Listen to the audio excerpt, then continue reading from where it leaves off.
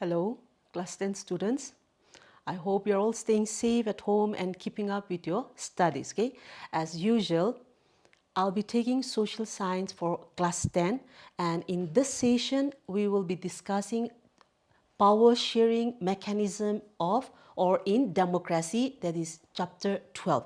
So your chapter 12, power sharing, and that topic we will be discussing today. Okay, so if you are ready, let's go into it. Okay, so the first topic here is, the main thing is you need to know about this, that is federal or federalism. Okay, because everything comes back to this.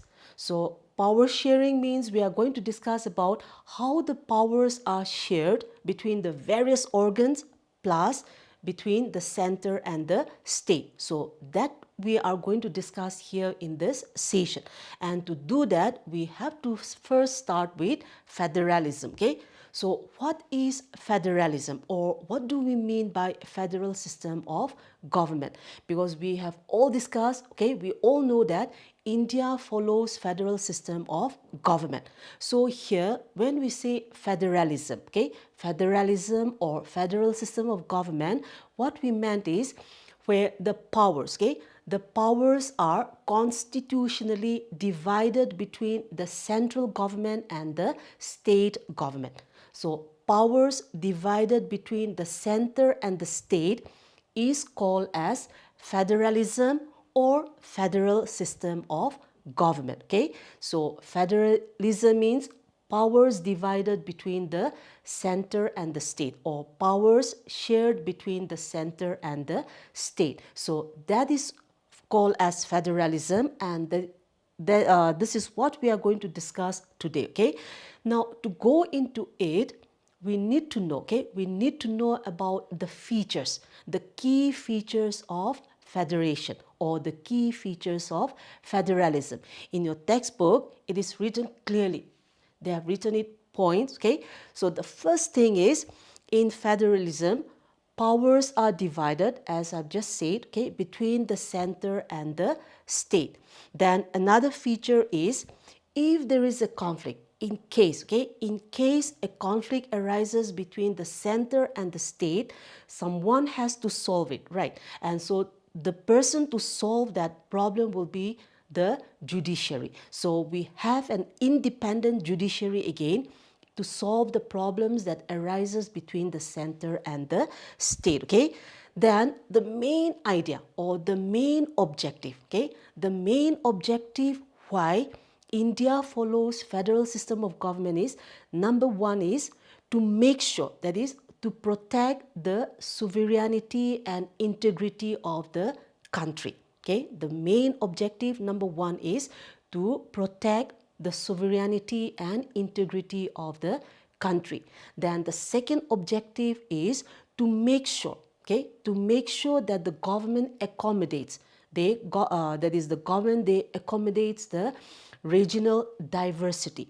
Okay, regional diversity, because when you look at India, we all know that we have a central government, and then apart from the central government, we have 29 states, isn't it? 29 states are there, then we have the union territories and so on. So all these we need to, or the government needs to accommodate. Okay, so the main objective of federalism is, number one is to protect the sovereignty of the people, and the second one is to accommodate, okay, to accommodate the regional diversity. So that is the main objectives of federalism. Okay, now talking about the Indian Federation.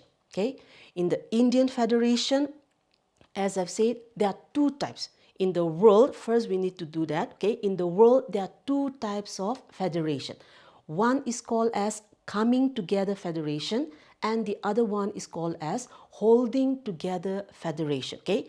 Coming together and holding together federation. Those are the two types of federation, okay? Now, coming together federation.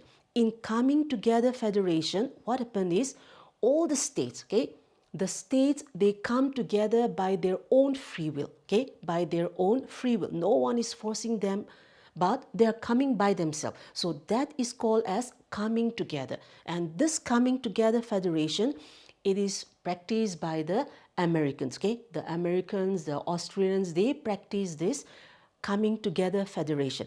And in this coming together federation, there is no division of power between center and state. Okay, everything is equally divided among the state. So that is called as coming together federation.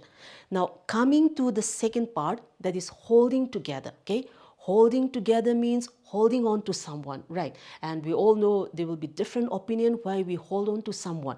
Maybe one will be because we care for them, another reason will be because we don't want to let them go, right? So coming together federation, this is a situation where the center, okay, the center, they hold on to the state. They hold on to the state to make sure maybe they don't run away, or in other sense, maybe because they love them. Okay, so this federation is practiced in India. In India, we follow this holding together federation, where the centrals, they hold on to the state.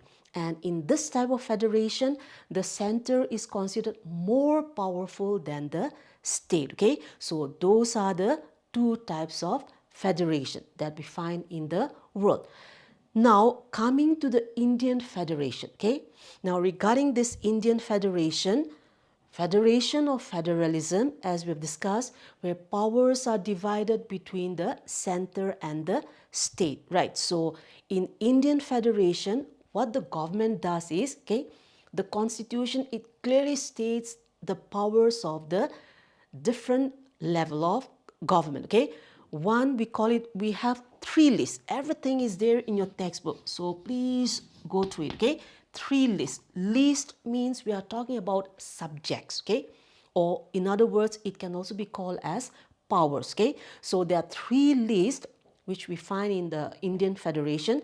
One is called as the union list. Okay, union list means all those subjects, okay, all those subjects which are there under the central government, those are called as union list.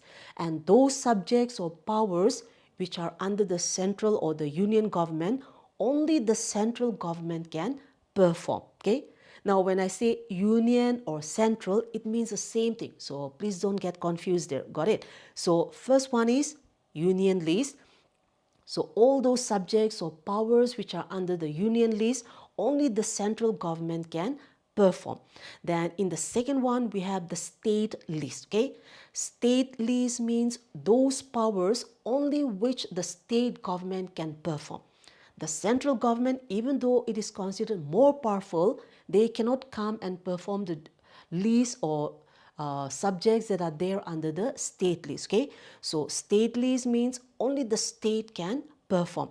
Union list means only the union government or the central government can perform.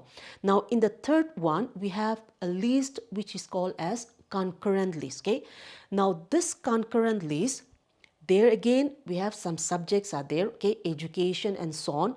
Okay, education or free education. Okay, so all these are there under the concurrent list. Now what can happen here is, those subjects which are under the concurrent list, both the central and the state can perform. Got it? The union list, only the union government can perform. State list, only the state government can perform. But those subjects which are under the concurrent, both the central and the state can perform.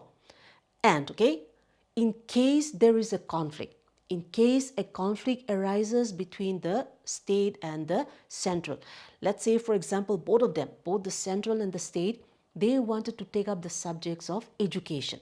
Now what will happen is, this matter, it will be taken to the court. Okay, the court will settle the matter, and whenever they go to the court will always be partial towards the center, because the center or the central government or the union government is considered more powerful than the state. Okay, so that is called as the three list. So union list, okay, it has 97 subjects. Okay, then we have the state list, it has 61.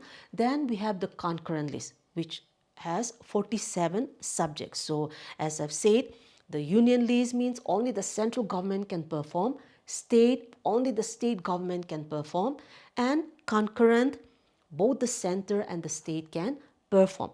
But in case there is a conflict, then it will be decided by the court, and the court, as always, it will always lean towards the central government, because central government is considered more powerful. Okay, so that is to do with the Indian Federation. Now, the next topic is, how do the government, okay, how do Indian government accommodate, or how do they follow up this federation? Or in your textbook, it's written working of federalism in India. How does federalism works in India? Okay, because federalism means sharing of power between center and state. So here one point is, we call it as the creation, okay, the creation of linguistic state. Creation of linguistic state. What we meant here is, if you look around, we all know that in India we have 29 states, isn't it? 29 states. And the thing here is, all these states were created, okay? All these 29 states were created because the Indian government, they want to make sure, okay? They want to make sure that people who speak the same languages, they stay together in one place, okay? People speaking the same languages, they should stay together in one place, and this is how states were created. So that is called as linguistic states. Okay, then coming to language also. Okay, when we talk about languages, we all know the population or the people, the different types of people that are living in India. And in India, okay, we have different like so many languages. We have more than 1,600 languages being spoken in India. Okay, more than 1,600 languages being spoken in India. And among this, 29 languages are spoken by millions of people, over a million of people, that is Indian people. But out of this, okay, out of all these 1,600 languages being spoken, in order to make sure that everyone is treated with equality, okay, what the Constitution has done is, we don't have a national language. None of the languages, okay, none of the languages is taken up as a national language. Hindi is there, but Hindi is taken as the official language, okay.